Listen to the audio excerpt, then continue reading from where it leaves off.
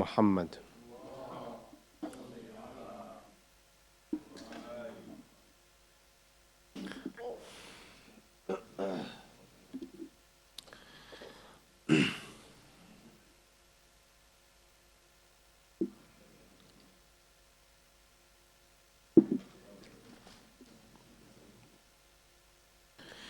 أعوذ بالله السميع العليم من الشيطان اللعين الرجيم. بسم الله رب العالمين. لا حول ولا قوة إلا بالله العلي العظيم. حسبنا الله ونعم الوكيل. اللهم صل على محمد سيد المرسلين وخاتم النبيين وحجة رب العالمين، المنتجب في الميثاق، المصطفى في الضلال، المطهر من كل آفة، البريء من كل عيب، المؤمل للنجاة، المرتجى للشفاعة، المفوض إليه دين الله. السلام عليك يا أبا عبد الله، وعلى الأرواح التي حلت بفنائك، عليك مني سلام الله أبدا ما بقيت وبقي الليل والنهار، ولا جعله الله آخر العهد مني لزيارتكم. السلام على الحسين وعلى علي بن الحسين وعلى أولاد الحسين وعلى أصحاب الحسين وعلى أخته العقيلة زينب وأخيه أبا الفضل العباس، ورحمة الله وبركاته. قال الله العظيم في محكم كتابه الكريم: بسم الله الرحمن الرحيم، وعاشروهن بالمعروف فإن كرهتموهن فعسى أن تكرهوا شيئا ويجعل الله فيه خيرا كثيرا. آمنا بالله. صدق الله العلي العظيم. For the hastening appearance of Imam صاحب العصر والزمان، أرواحنا وأرواح العالمين لتراب مقدمه الفداء. Aloud صلوات.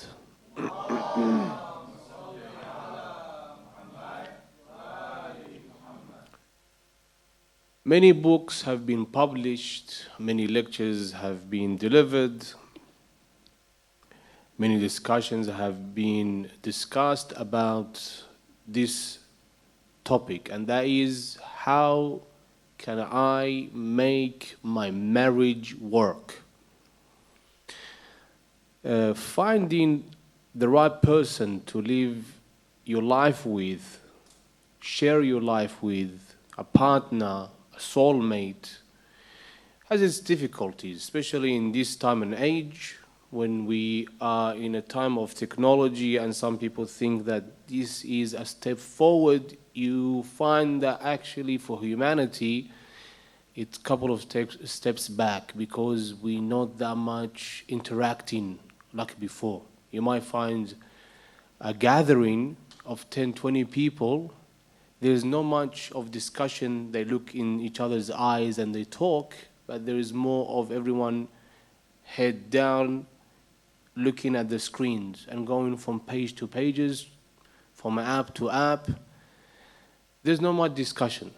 So finding a soulmate, finding a partner has its own difficulties, and we already spoke about that, I think last year.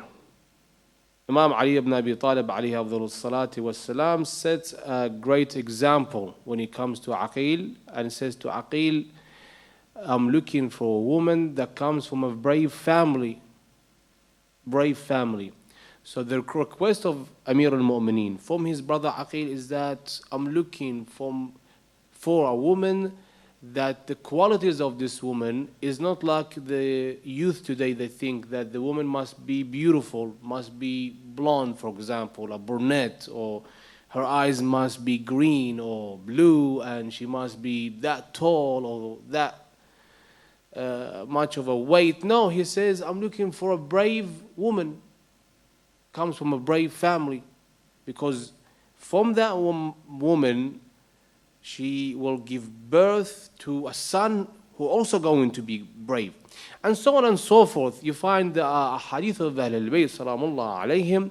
They say that do not marry a woman because of her beauty, because the beauty fades away. Do not marry a man because of his wealth, because wealth comes and goes. It doesn't give a person a better quality because he has more money in his bank account. Might be a person who barely is surviving, but he has the best of akhlaq. And you find a person who is really wealthy, he has the worst of characteristics. You don't want to live in this kind of a life. So the question after marriage, after the wedding, and then you go into what we call the honeymoon. The honeymoon is when you show your best qualities. You don't show your true nature. You don't show that person that is really hidden there. You try your best with everything that comes to your partner. If it's a conversation or the sharing a meal or going out, that honeymoon phase, when it fades, when it goes, that honeymoon, when it goes away, even if it's 1 month, eventually it will go away. It will pass. Then you see the true person you're going to live with. The akhlaq of the person, if he's angry, the anger comes out. If he's khaluq, his akhlaq comes out. You see that person of his true nature. Then there is a lot of complications of how do I live with this person? Because why you find these, many books were written. For example, one of the books that was written in 1992 by John Gray, by the name of Men Are From Mars and Women Are From Venus, 15 million copies were sold in 1992. 15 million copies, because people that are in search of such a book, how to make this relationship work. And other books were written. You find another book was written by Gary Chapman by the name of The 5 Love Languages. I recommend for everyone who is about to get married, even if he's married 5 years on, 10 years on in his marriage, to read this kind of books. There is a lot of discussions. There's a lot of lectures out there. Now, why is it important to know this? Because when you start this relationship, this marriage, you are investing. You are investing your money, you invest in your time, you invest in yourself. That this marriage tomorrow must be successful.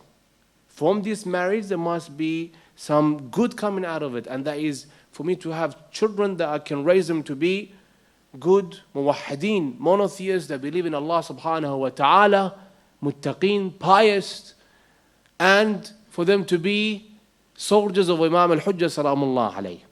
So by one of the ulama, one of the scholars who is a psychologist, he said that it doesn't matter of the beauty of a woman, of the woman that is a wife, or the wealth of a husband, that this marriage can work, can be a successful marriage. It depends on a couple of things. One of which he mentions is that these people will raise a child who will be one day muwahhid, who is a monotheist. It doesn't matter how much money he has. Money doesn't bring happiness. Beauty doesn't bring happiness.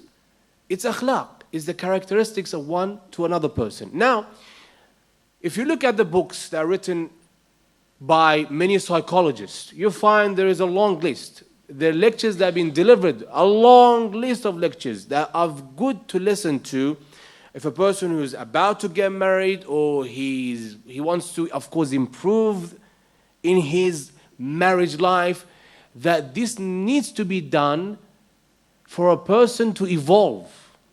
Now, if you look at the ahadith of Ahlul Bayt, what do Ahlul Bayt talk about? Ahlul Bayt, salamullah alayhim, and Quran al-Kareem, the verses in the Quran al-Kareem, they have taken every angle of this, every part of marriage before, what to choose, how to choose. See, the title is that the men are from Mars and women are from Venus. Why? Why does he say that? John Gray, who is a psychologist, who spent most of his life working on this, he comes with a title saying men are from Mars and women are from Venus. And if you look at the distance, Earth is right in the middle of it. Because one comes from Venus, one comes from Mars, they come and they live on Earth. What does it mean? It means the idea. She is raised in a household is way different from his household. Maybe he was raised spoiled. Whatever he wants was given to him. She was raised to be independent, take care of everything. She must be sufficient. She must take responsibility, but he wasn't brought up like that, or vice versa. Vice versa. Now, Ahlul Bayt Salamullah alayhim, when Ahlul Bayt they mention the marriage life, they say both parties, they have responsibilities. They have to abide to. If a person takes these responsibilities into account, he will have a calm, happily married life. They asked a 70-year-old man, you've been married for how many years? He said 50 years. They said to him, happily married? He said, yes, happily married. What's your secret? He said, whatever she says, I agree to it. I don't argue with her at all. Whatever she wants, it's hers. What he's done here is he made the right choice. 50 years of marriage, give her whatever she wants. That will be a marriage that is going to be successful. Let her do whatever she wants. If I want to argue with her, that's not going to be any good. But when it comes to Islam, a hadith of Ahlul Bayt Salamullah alayhim, Ahlul Bayt, they don't take one side and they neglect the other. They don't say, well, man has all the rights and women have no rights. No. Or they say, woman has all the rights, man has no right. Both sides, they have responsibilities they have to abide to. For example, when it comes to the man and what his responsibilities are, when it comes to his wife, it says that you have to feed her and provide what she wants to be, to eat, to drink. You can't be leaving her to starve. You cannot take into account everything you bring in the house, that I brought you this, I brought you that. This is a haqq on you that you have to abide to, whether you like it or not. You have to do this. Feed her, and then shelter her. You have to provide a safe accommodation for her for her to live on. What's the third one? The third one is very important. And if she makes any mistakes, forgive her. Forgive her. What is this? Forgiveness. On top of that, compromise. If two parties, they compromise, wa alaykum as-salam wa rahmatullahi wa barakatuh. If the two parties, they compromise that I know his likes and dislikes, how can I work this out? Because he's my husband now. The problem is now, in this time and age, when it comes to any hardship in marriage, they think the only way out is divorce. Get divorced from him. Why are you taking him into your house, taking care of him, feeding him, cooking for him, cleaning the house, and he's not a good husband? Just divorce him, as if this is going to be a good solution. There was this singer in Middle East, very known singer. This woman, she divorced 5 men during her marriage life. 5 men. She marries them, she doesn't like them, she divorces them. On the 5th marriage, she tweeted that tomorrow I will have a big celebration in my house. Whoever I want to come, let them come. I'm celebrating my 5th divorce. So she's celebrating her failure. That's a failure for a person not to live a life with 5, not one husband, with 5. One wasn't good. Well, he's out of the picture. As if this is like dominoes. One falls, okay, we have another one. Another one, 3rd, 4th, 5th. And people, they actually cheered for her. Well, she wasn't happy. Divorce comes in some places. Divorce comes if that marriage is a marriage that results in abusive language, nastajiru billah, domestic violence, or if he drinks, or if she done anything, out of what we have, that boundaries, she goes off that rail. there are some that justify this, and that is divorce. If a person divorces another person and he has children, that will be a bigger problem. So when a person wants to have any business, what they do is they research, and that's why is when a person is about to get married, when he's looking for a soulmate, he has to do that research. She has to do that research. Now, in this time and age, when it comes to this, they say, how much money does he have? Does he have a house? Does he have a car? The question of his ilm, his knowledge in masail of fiqh, that does he know any of the masail fiqhiyya, that tomorrow when I marry him, he knows what is okay, what's not okay? Does he pray? Does he fast? Does he read Quran? You never hear these questions. The first question is, does he work? Can he provide? Well, this is important. Of course, he has to provide. He has to take responsibility in that part of life. But this is not the number one and only. That if he works well, that's 99% of problems solved. And the other, well, we can work it out later. If the person is not a pious person, he is not a person who observes salat, what will tomorrow be? Because we're talking about long-term marriage. This is not something that you can buy and then return if you have the receipt. So number one is research, and then care of one another, compromise. If you look at the ideal marriage between the two, are the marriage of Amir al-Mu'mineen, Ali ibn Abi Talib, salamullah alayhi, and Fatima al-Zahra, Sayyid Nisa al-Alameen. If you look at this marriage of these two, you find it to be the ideal marriage, the perfect marriage. A person must look into the life of Amir al-Mu'mineen. So that is another one, that a person takes responsibility. When a man comes home, Amir al-Mu'mineen, who is a conqueror of Khaybar, he is the commander of the faithful. علي مع الحق والحق مع علي علي مع القرآن والقرآن مع علي. After Rasulullah sallallahu alayhi wa alihi wa sallam, there is no one higher in humanity in this world of ours than Amir al-Mu'mineen. Rasulullah, then Ali. Ali, when he comes home, he sees what Fatima wants. He gets up and he cleans the house. He prepares food with her. He takes care of the child, of the children. Imam al-Hassan, Imam al-Hussein, Lady Zainab. He takes responsibility. How can I provide? How can I help? Because you two are working together, not against each other. That is where it plays a big role. If a person, when he starts a life, he thinks and he believes that I'm working with her to provide a good life, then they don't have that many arguments.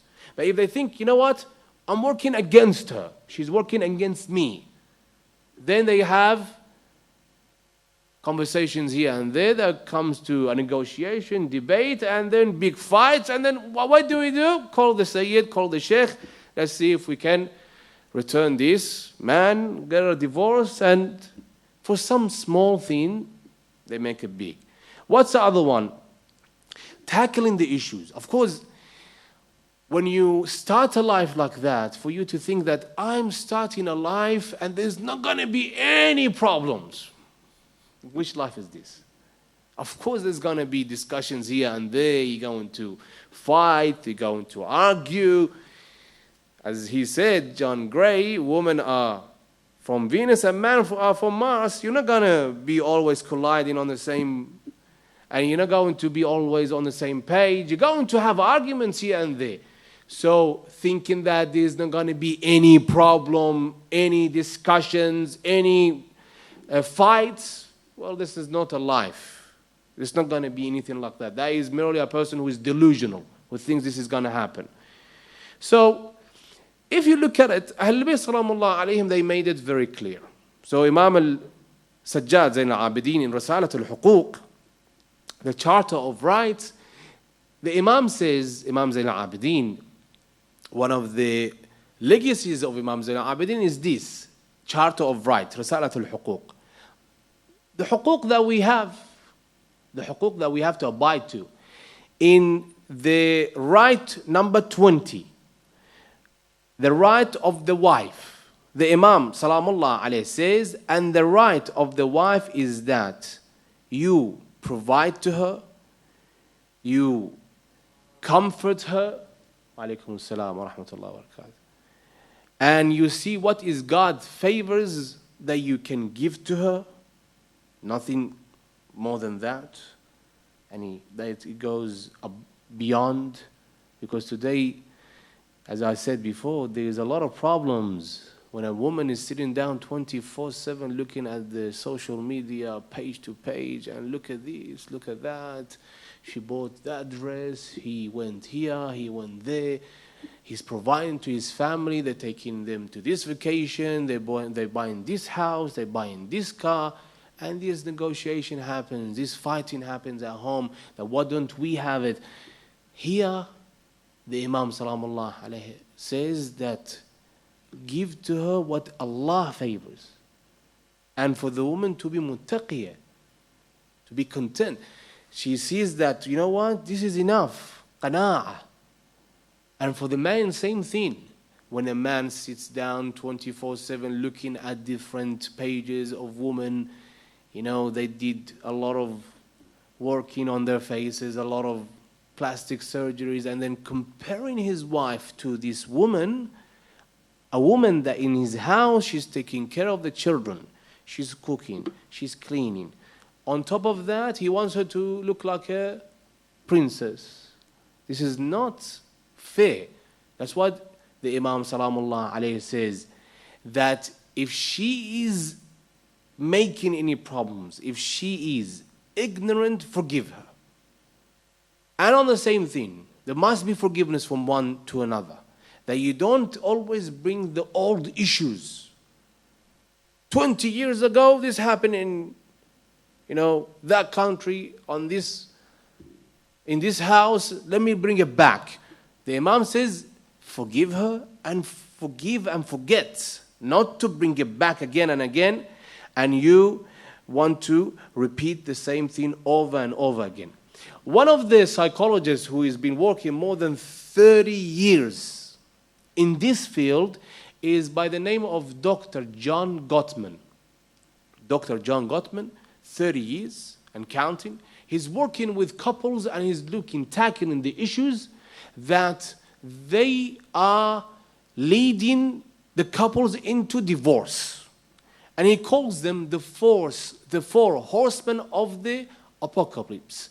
Why? Because these four horsemen, they will lead you into divorce. What are these four? And if you look at them, he is coming after 30 years of research, bringing two couples, letting them fight with one another, argue with one another, and then coming with all these research, writing it down, and then giving it to the public.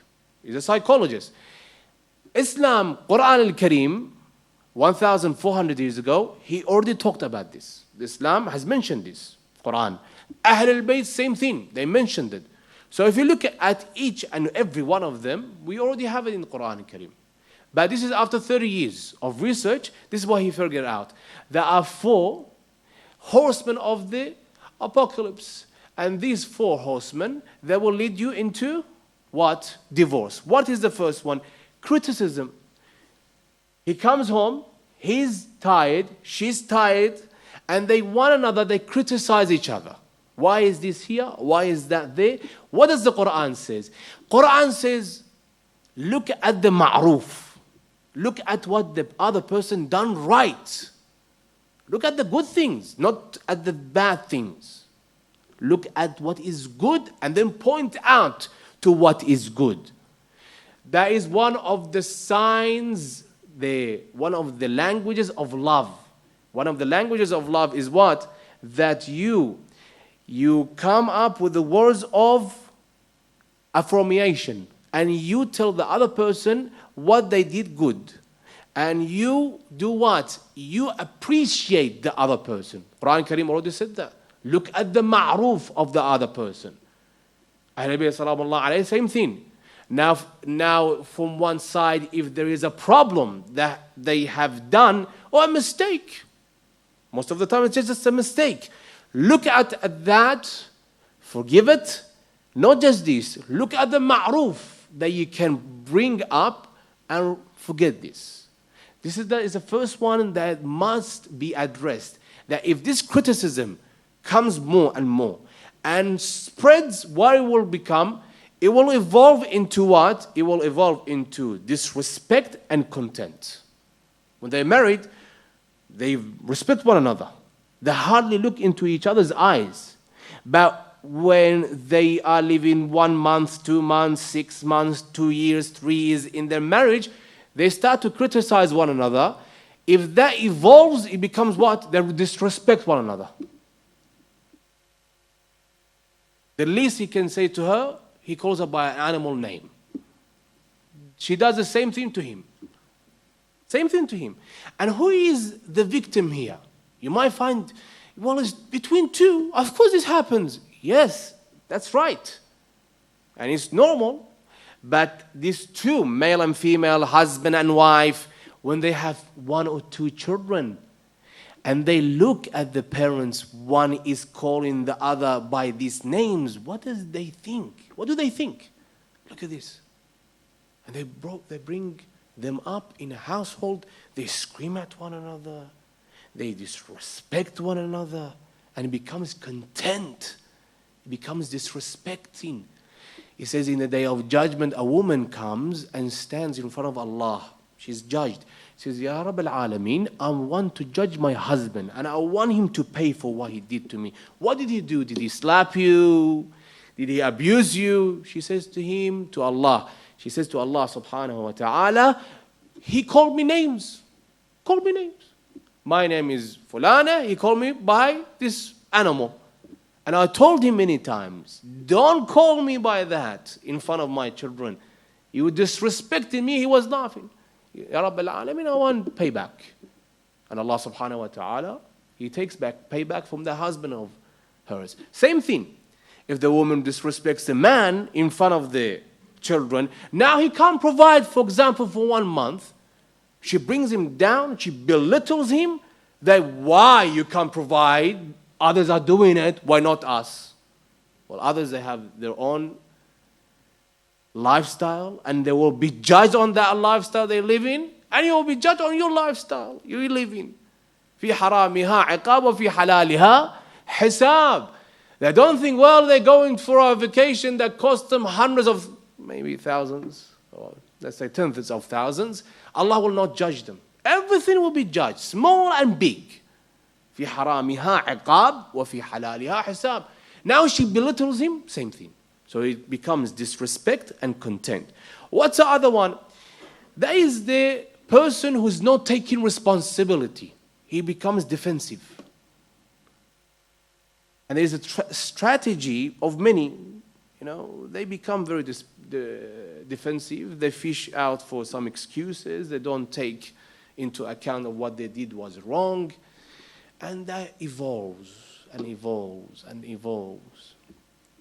As we said, it's a problem that becomes bigger and bigger over time, to a part you each take a separate path, and then you have children, they here suffer. And they don't know what to do, especially if they're young. And they are brought up in a society, in a community today. If you look at outside, you can see how it's teaching the children of what's happening today and age. They will lose the path. Who can guide them to the right path tomorrow? That is a big question itself. So, that is the defensiveness, that you're not taking responsibility. Allah subhanahu wa ta'ala in the Quran Kareem says everyone has to take responsibility of whatever they've done. In the Quran Kareem, Allah subhanahu wa ta'ala mentions this ayah, this verse, فَمَنْ يَعْمَلْ مِثْقَالَ ذَرَّةٍ خَيْرًا يَرَهُ وَمَنْ يَعْمَلْ مِثْقَالَ ذَرَّةٍ شَرًّا يَرَهُ. Why mithqal? Allah says an atom of good, you see the result of that. An atom of bad, you see the result of it. That means everyone is accountable for their deeds. Don't say this is a small lie. Today they call it a white lie. It's a small lie. It's small. And it doesn't matter. And you don't take responsibility. And you go on and you live a life where you don't see something that is big. This is going to ruin your life. The last one is stonewalling. You're talking to her. She's talking to him. He looks away.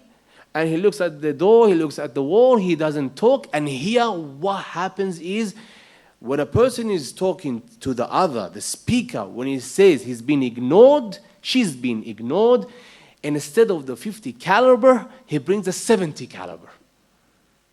And instead of 70 caliber, he brings a machine gun. And instead of a machine gun, he brings a tank. What happens here? Anger takes over. When the anger takes over, أوله جنون وآخره ندم. Imam As-Sadiq Salam Allah alayhi says, the first is junun, insane. He's jumping up and down, and then later on, it is what? Nadam. He regrets his actions. If you take a video of a person who is angry, later on you show to them, he doesn't believe that was him. She doesn't believe that was them. So stonewalling brings that anger out. And anger is one of the biggest problems in a relationship. Anger. If a person cannot take control of that anger, he comes home, he's tired, she starts to argue with him, she starts to say something, he says another, they say another, and then they bring out all files.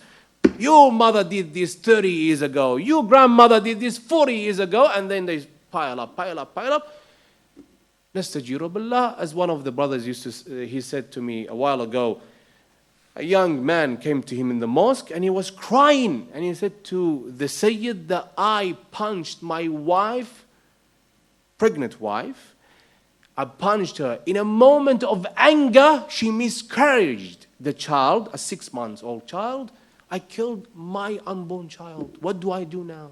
What can he do? What can he do after this? So anger comes as a result if you see this happening one after the other. He's not taking responsibility, she's not taking responsibility. There is disrespect with one another. There is contempt. There is criticism between one another. There is no compromise from any side. Anger takes over, and then the first victims are the children. Why do I talk about this now? Because every year, and this is not in Australia only, every country, the number of divorces rises. It never goes down. It's always increasing. Always increasing. Because the woman is looking for a way out. The man is looking for a way out. The woman, she sees, if I am financially sufficient, I can be my own, boss. I can pay for whatever I want. What do I need him? It's just a dead weight. When the man sees this woman that I married her 40 years ago, who used to be, beautiful woman, now she is getting old, let me go change it, get an upgrade with another one, and then goes away. This is what is happening today and in this age and time, that everyone comes with very little excuses and they belittle that. They think in the beginning it's small, but what happens is they pile it up, they build on it, and they come to this, that is divorce. So if you look at what we have, the books, at the lectures, we look at the discussions that are everywhere, you find that Ahlul Bayt Salamullah alayhim, from day one, they mention this. Choose a woman who is in your league. Don't go somewhere that she is not in your league. She comes from a wealthy family, you never can uplift to her standards. Or she is looking for another thing. She is looking for way different lifestyle. That you think, well, if I provide that to her, I can do it. I can live that life that she wants. Eventually, that will crumple, that will fall down. What is the number one thing that can live this life in a happily married life? That is taqwa, piety. If they fear God, both sides. what is coming from my mouth, is this approved by Allah subhanahu wa ta'ala? Both sides, they will take account of what they did was right or wrong. And then later on, they can start taking responsibilities and think, how can I become a better person? How can I become a better person? I can evolve. When a person takes that responsibility, he thinks, how can I evolve? Not to say, you know what, I'm perfect and she's the problem. Or she says, I'm perfect, he's the problem. That what brings a person to the end of the route. And what that is divorce. And they think this is the end of it. That leaves depression. That leaves children living a life they don't know, how to be guided by the right path. They lost a father, they lost a mother. So it's taqwa, and taking into account a role model like Amir al-Mu'mineen and Lady Fatima al-Zahra salamullah alayha. Lady Fatima al-Zahra, in her last moments, if you see at her wasiyyah or will, she looks at Amir al-Mu'mineen and it's only her and Ali. And she says to Amir al-Mu'mineen, did I betray you? Did I say anything that you did not like? I asked you for anything you couldn't provide. Rasulullah said to her before her marriage, he said to her, Ya Fatima, you are about to get married to Ali. Never ask him for something he can't provide. He can't provide it. Don't ask him for something he can't provide. So that was Fatima al-Zahra in her house, and she never asked him for something he couldn't provide. We have a hadith that says that after 3 days, she comes to him and she says to him, Ya Ali, we have no food to give to the children. 3 days. And yet you find there are households, the man provides everything and the woman, she's still not happy. So a great role model is Fatima al-Zahra, this woman. A person might say, this happened 1,400 years ago. That woman that time was way different than the woman today. What is the difference there? There is same man, woman living today. There might be slight problems that became bigger. There might be some technologies that made our life easier, but it's still the same. If a person looks at the akhlaq, the characteristics of Ali, becoming like Ali in the house, and like Fatima al-Zahra in the house, you find this house to be a happily married life, a happy house. The children, they come into a house that tomorrow they can too have a nice, happy life. Allahumma salli ala Muhammad wa ali Muhammad. Allahumma kulli walika al-Hujjat ibn al-Hassan. Salawatuka alayhi wa ala aba'ih fi hadhihi as-sa'a wa fi kulli sa'a. وليا وحافظا وقائدا وناصرا ودليلا وعينا حتى تسكنه أرضك طوعا وتمتعه فيها طويلا يا رب الحسين بحق الحسين اشف صدر الحسين بظهور الحجة يا رب الحسين بحق الحسين اشف صدر الحسين بظهور الحجة يا رب الحسين بحق الحسين اشف صدر الحسين بظهور الحجة. بسم الله الرحمن الرحيم. يا مفيد يا غفور يا ودود، اغننا بحلالك عن حرامك وبطاعتك عن معصيتك وبفضلك عمن سواك برحمتك يا أرحم الراحمين. الفاتحة قبل الصلاة على محمد وآل محمد.